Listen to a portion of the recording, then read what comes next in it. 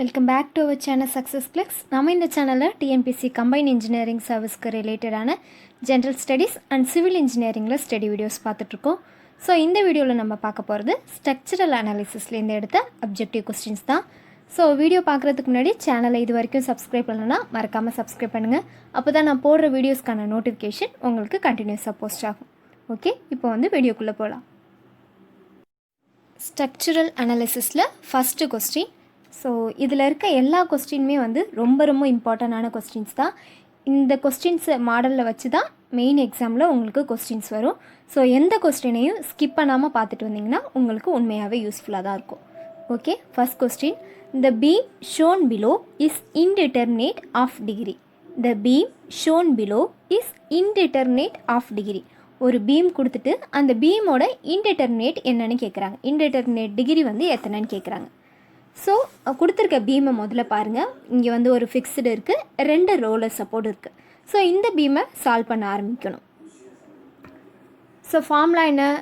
Reaction support minus static equilibrium conditions, r minus R.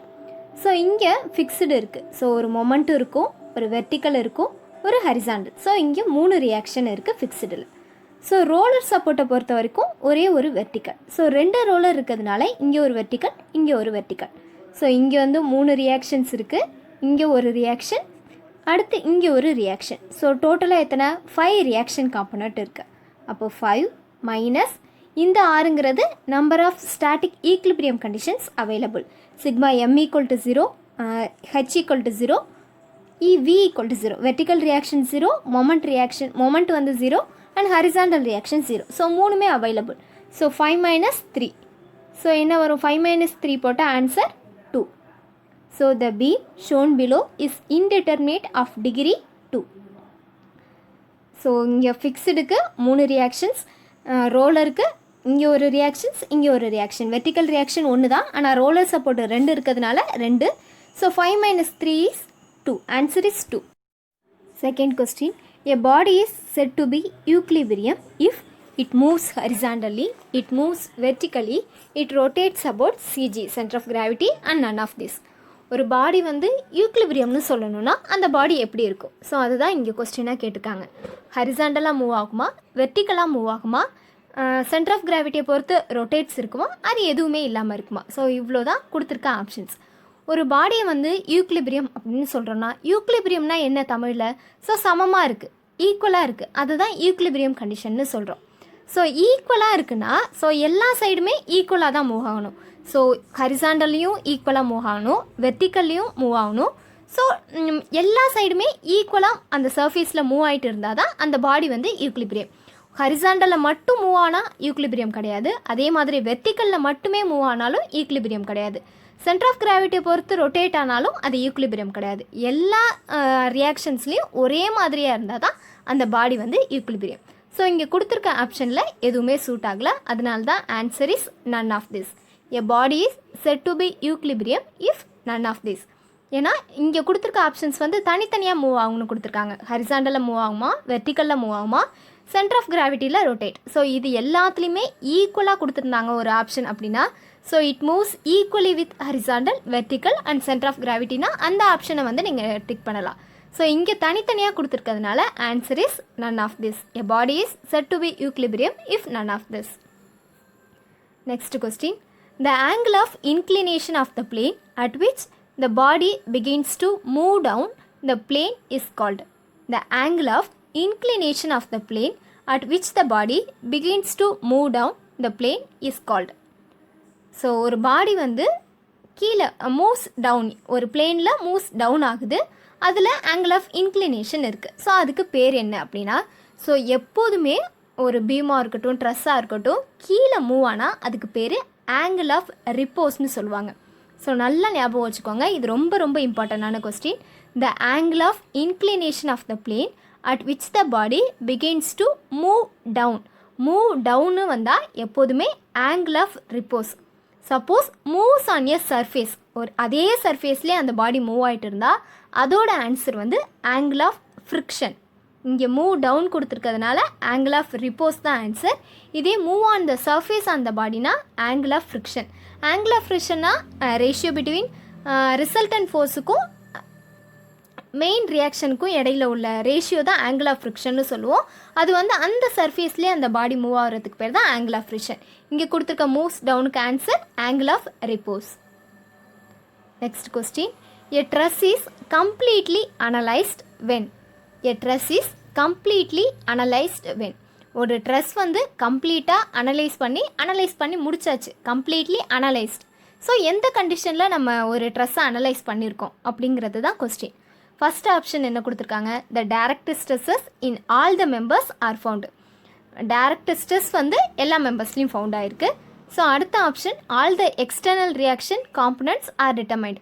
ட்ரெஸ்ஸில் இருக்க external ரியாக்ஷனை வந்து கண்டுபிடிச்சாச்சு. ஸோ மூணாவது ஈக்லிபிரியம் இஸ் சாட்டிஸ்ஃபைட், நாலாவது நன் ஆஃப் திஸ். ஸோ இதுதான் ஆப்ஷன்ஸ். ஒரு ட்ரெஸ் வந்து கம்ப்ளீட்டாக அனலைஸ் பண்ணியிருக்குன்னா நம்ம எதை வச்சு சொல்லுவோம், அந்த ஈக்லிபிரியம் கண்டிஷன்லாம் சொல்லுவோம் இல்லையா, அதை சாட்டிஸ்ஃபைட் பண்ணாதான் ட்ரெஸ் வந்து கம்ப்ளீட்டாக அனலைஸ் ஆகிருக்கு. ஸோ ஒரு சிம்பிள் ட்ரெஸ்ஸே இருக்குன்னு வச்சுக்கோங்களேன், m = 2j - 3, அந்த கண்டிஷனை அது சாட்டிஸ்ஃபை பண்ணாதான் அது வந்து அனலைஸ்.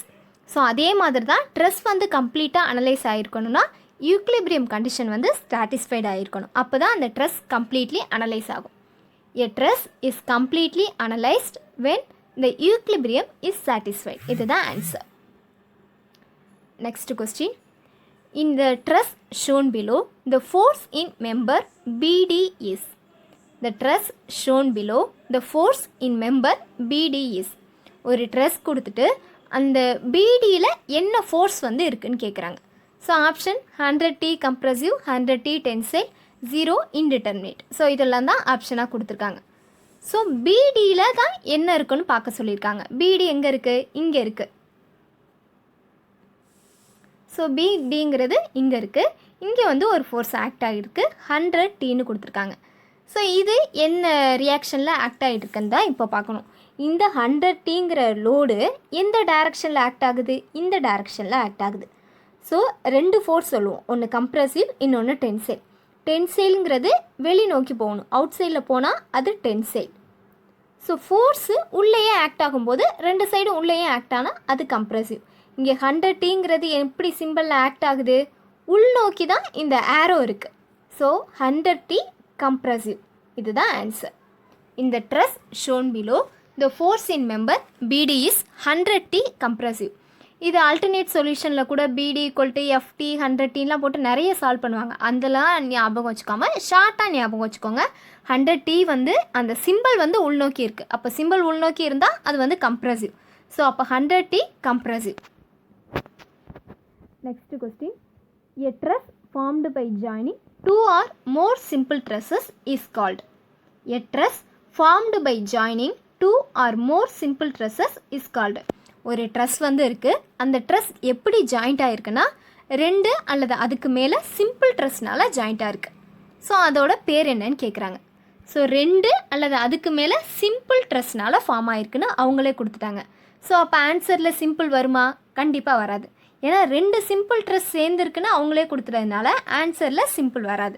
ஸோ அது வந்து ஒரு க்ளூ வேர்டு மாதிரி உங்களுக்கு, அதை வந்து ஞாபகம் வச்சுக்கோங்க. ஸோ ஜென்ரலாகவே இந்த கொஸ்டினை பார்த்தோன்னா ட்ரெஸ்ஸை பொறுத்த வரைக்கும் 3 டைப் இருக்குது. ஒன்று simple dress, compound dress, complex dress. இது 3 தான் ட்ரெஸ்ஸோட டைப். ஸோ ஃபஸ்ட்டு இருக்க சிம்பிள் ட்ரெஸ் எப்படின்னா, சும்மா 2 பார்ஸ் மட்டும் ஜாயிண்ட் ஆகிருந்தால் அது சிம்பிள் ட்ரெஸ். ஒரு ட்ரெஸ் இப்படி இருக்குன்னா, ஸோ ஒரு ட்ரையாங்கிள் ட்ரெஸ்ஸாகவே இருக்குன்னு வச்சுக்கோங்களேன். இது ஒரு பார், இது ஒரு பார், இந்த 2 பார்ஸும் ஜாயிண்ட் ஆகிருக்கும்போது இது சிம்பிள் ட்ரெஸ். இதே காம்பவுண்ட் ட்ரெஸ்னால் 2 சிம்பிள் ஆர் ஜாயிண்ட் ஆகிருக்கணும். ஸோ காம்பவுண்ட் ட்ரெஸ்ஸுங்கிறது நிறைய பார்ட் வந்து ஜாயின் ஆகிட்டே வரும். ஸோ இந்த மாதிரி வரும்போது இது காம்பவுண்ட் ட்ரெஸ். இதே காம்ப்ளெக்ஸ் ட்ரெஸ்ஸுனால் அங்கே வந்து பார்ஸ் எல்லாம் எதுவுமே இருக்காது, ஜஸ்ட்டு ராடும் மட்டும்தான் கனெக்ட் ஆகிருக்கும். இப்படி ராட்ஸ் மட்டும்தான் போயிட்டு வரும், அந்த கனெக்டிங் பாயிண்ட்டு மட்டும்தான் இருக்கும். ஸோ அதுக்கு பேர் காம்ப்ளெக்ஸ். காம்ப்ளெக்ஸ்னால என்ன, ரொம்ப கஷ்டமாக ஜாயிண்ட் ஆகிருக்கும். ஸோ 2 பார்ஸ் இப்படி ஜாயினிங் டுகெதர் தான். ஸோ எல்லாமே ஒரே ஒரு பாயிண்டில் வந்து 2 ராட்ஸ் வந்து மீட் ஆகிட்டே போகும். இது வந்து காம்ப்ளெக்ஸ் ட்ரெஸ்ஸு. இதே காம்பவுண்ட் ட்ரெஸ்னால் 2க்கு மேற்பட்ட சிம்பிள் ட்ரெஸ் வந்து ஜாயின் ஆகிருக்கும். ஸோ ட்ரெஸ் போடுறோம் இல்லையா, ஸோ இதில் வந்து நிறைய ட்ரெஸ் வந்து ஜாயின் ஆகுது. ஸோ இது வந்து காம்பவுண்ட் ட்ரெஸ். சிம்பிள் ட்ரெஸ்னால் ஜஸ்ட் சிம்பிளாக 2 ராடு மட்டும் கனெக்ட் ஆகிருக்கும், அதுக்கு பேர் தான் simple dress. So a truss formed by joining two or more simple truss is called compound truss. Next question. A sag tie in a truss is mainly used to reduce. A sag tie in a truss is mainly used to reduce. ட்ரெஸ்ஸில் chalk டைங்கிறது எதுக்கு use பண்ணுறோம், அது வந்து என்ன reduce பண்ணுது, இதுதான் question. Option என்ன கொடுத்துருக்காங்க, moment and deflection, tension, weight of the truss, compression. So இதெல்லாம் கொடுத்துருக்க ஆப்ஷன். ஃபஸ்ட்டு ட்ரெஸ்ஸில் சாக் டைனா என்னென்னு தெரிஞ்சுக்கணும். சாக் டைனா இப்போ ஒரு ட்ரெஸ் இருக்குது. ஸோ இதுதான் ட்ரெஸ்ன்னு வச்சுக்கோங்க. ஸோ இது ட்ரெஸ். இந்த சாக் டைங்கிறது இந்த ட்ரெஸ்ஸுக்கு கீழே இந்த இடத்துல ஒரு சப்போர்ட்டுக்காக கொடுக்கறது தான் சாக் டை. சென்ட்ரல் பாயிண்டில் ஒரு அந்த ட்ரெஸ் கூடயே அந்த ட்ரெஸ்ஸோட சப்போர்ட்டுக்காக கொடுக்குற ஒரு காம்பனண்ட் பேர் தான் சாக் டைன்னு சொல்லுவோம். ஸோ சப்போர்ட்டுக்காக சென்ட்ரலில் சாக் டை அடித்தா என்ன ஆகும், ஸோ இதோட மொமெண்ட்டு கண்ட்ரோல் ஆகும், இதோட டிஃப்ளெக்ஷனும் கண்ட்ரோல் ஆகும். ஸோ எந்த அளவுக்கு அந்த ட்ரெஸ்ஸோட மூமெண்ட் இருக்கோ அந்த மூமெண்ட்டை வந்து கொஞ்சம் கொஞ்சமாக ரெடியூஸ் பண்ணி காமிக்கும். ஸோ ஒரு சப்போர்ட்டே இருக்குது, ஒரு பில்டிங்கே இருக்குது, ரொம்ப இந்த பில்டிங் வீக்காக இருக்குது. ஸோ இதுக்கு வந்து ஒரு சப்போர்ட்டுக்காக ஒரு ராடு கொடுக்கணும் அப்படின்னா இந்த பில்டிங்கை வந்து இது சப்போர்ட் பண்ணி தாங்கி நிற்கும். ஸோ அந்த தாங்கிறதுக்காக தான் இந்த ராடு வந்து இங்கே கொடுக்குறோம். அதே மாதிரி தான் ட்ரெஸ்ஸில் தாங்கி பிடிக்கிறதுக்காக தான் சாக் டைங்கிற ஒரு போர்ஷனை வந்து ட்ரெஸ்ஸில் கம்ப்ளீட் பண்ணுறாங்க. ஸோ அந்த சாக் டைனால் என்ன கண்ட்ரோல் ஆகும் அப்படின்னா மொமெண்ட் அண்ட் டிஃப்ளெக்ஷன், இது ரெண்டும் வந்து ஓரளவு ரெடியூஸ் ஆகிடும். ஸோ சப்போர்ட் கொடுத்துட்டா ஓரளவு சாயாது, அப்போ டிஃப்ளெக்ஷன் ரெடியூஸ் ஆகிடும், மொமெண்ட்டும் ரெடியூஸ் ஆகிடும். So the sag tie in a truss is mainly used to reduce moment and deflection is the correct answer. Next question. If 4 reactions are acting on a beam, then the system is. If 4 reactions are acting on the beam, then the system is. ஒரு பீமில் 4 reaction வந்து act ஆகுது. So அந்த system வந்து எப்படி இருக்கும், unstable and indeterminate, stable and indeterminate, stable and determinate, கான்டிசே. இந்த 4 ஆப்ஷன் கொடுத்துருக்காங்க. ஒரு பீமில் என்ன பீம்லாம் கொடுக்கல, அந்த பீம் எப்படி இருக்குன்னு கொடுக்கல. ஒரு பீமில் 4 ரியாக்ஷன் இருக்குது, அப்போது அந்த பீம் வந்து எப்படி இருக்கும். ஸோ இதுதான் கொஸ்டின். இந்த கொஸ்டினுக்கான ஆன்சர் வந்து தெரிஞ்சிருந்தால் கீழே வந்து கமெண்ட் பண்ணுங்கள், நானும் ஆன்சரை வந்து கீழே கமெண்ட் பண்ணுறேன். ஸோ எந்த அளவுக்கு நீங்களும் புரிஞ்சு வச்சுருக்கீங்கன்னு ஓரளவு டெஸ்ட் பண்ணி பார்த்துடலாம். ஸோ ஒரு பீமில் 4 ரியாக்ஷன் இருக்குது, அப்போது அந்த பீம் எப்படி இருக்கும், இதுதான் question. Next question. A truss containing joints and members will be simple truss. A truss containing simple ட்ரெஸ்னு கொடுத்துறாங்க. ஸோ சிம்பிள் ட்ரெஸ்ஸோட ஃபார்முலா என்ன, m+r - 2j. ஸோ அதுதான் சிம்பிள் ட்ரெஸ்ஸோட ஃபார்முலா. m = 2j - 3. இங்கே கொடுத்துருக்க ஆப்ஷன் படி பார்த்தா m = 2j - 3. இதுதான் 2D ட்ரெஸ்க்கான ஃபார்முலா. இதே 3D ட்ரெஸ்ஸாக இருந்தால் m+r - 3jன்னு வந்திருக்கும். ஸோ m+r - 3jனா அது வந்து 3D dress. Simple ட்ரெஸ்னால் m+r - 2j. m+r - 2j. So இங்கே வந்து ஆரோட ரியாக்ஷனை வந்து கொடுத்துட்டாங்க. ஸோ 3. ஸோ அப்போ m = 2j - 3. ஸோ இந்த r வந்து அந்த பக்கம் போனால் மைனஸ் ஆகிடும். So number of static equilibrium condition is 3. அப்போ m = 2j - 3. ஸோ இதுதான் correct answer. A truss containing simple ட்ரெஸ்னால் m = 2j - 3. Next question. A propped cantilever is indeterminate externally of. A propped cantilever is indeterminate externally of. ஒரு propped கேன்டிலீவரோட indeterminate எப்படி இருக்கும். So 2nd degree, 4th degree, 1st degree, 3rd degree. So இதெல்லாம் தான் option. So first ப்ராப்பர்டு கேன்டிலீவர்னு கொடுத்துட்டாங்க. So ப்ராப்பர்டு கேன்டிலீவர்னால் எப்படி இருக்கும். So இங்கே வந்து ஒரு ஃபிக்ஸ்டு சப்போர்ட், இங்கே வந்து ஒரு ரோலர் இருக்கும். ஸோ இதுதான் ப்ராப்பர்டு கேன்டிலீவர். ஸோ இதோட இன்டிட்டர்மினன்சி கண்டுபிடிக்கணும்னா இந்த ஃபிக்ஸ்டு சப்போர்ட்டுக்கு ரியாக்ஷன்ஸ் வந்து 3 ரியாக்ஷன், இந்த ரோலருக்கு ஒரு ரியாக்ஷன்ஸ், வெர்டிக்கல் ரியாக்ஷன் மட்டும். ஸோ அப்போது மொத்தமாக எத்தனை 4 ரியாக்ஷன் காம்பனண்ட் இருக்குது. ஸோ அதுக்கப்புறம் static equilibrium conditions 3. So 4 - 3 = 1. So answer 1 வருதா. So indeterminate to 1st degree. So அப்போ 1st டிகிரி தான் ஆன்சர். ஸோ ஃபஸ்ட்டு ப்ராப்பர்டு கேன்டிலீவர்னால் 1 எண்டு ஃபிக்ஸ்டாக இருக்கும், அதுக்கப்புறம் ஒரு எண்டில் ரோலர் சப்போர்ட் இருக்கும். ஸோ ஃபிக்ஸ்டு எண்டுக்கு மொத்தம் 3 ரியாக்ஷன்ஸ். ஸோ அதே மாதிரி ரோலருக்கு ஒரே ஒரு வெர்டிக்கல் ரியாக்ஷன். ஸோ மொத்தமாக 4 ரியாக்ஷன் இருக்கும். ஸோ ஆர் மைனஸ் ஸ்மால் ஆர்னு போட்டால் 4 மைனஸ் 3 போட்டால் ஆன்சர் வந்து 1 first degree. A propped cantilever is indeterminate external area of first degree. So இதுதான் ஆன்சர். ஸோ இந்த 10 கொஸ்டின் முடிஞ்சிருச்சு. ஸோ நெக்ஸ்ட் வீடியோவில் வேறு ஏதாவது சப்ஜெக்ட்லேருந்து நெக்ஸ்ட் கொஸ்டின்ஸ் பார்க்கலாம். வீடியோ பிடிச்சிருந்தா சேனலை மறக்காமல் சப்ஸ்கிரைப் பண்ணுங்கள். தேங்க்யூ.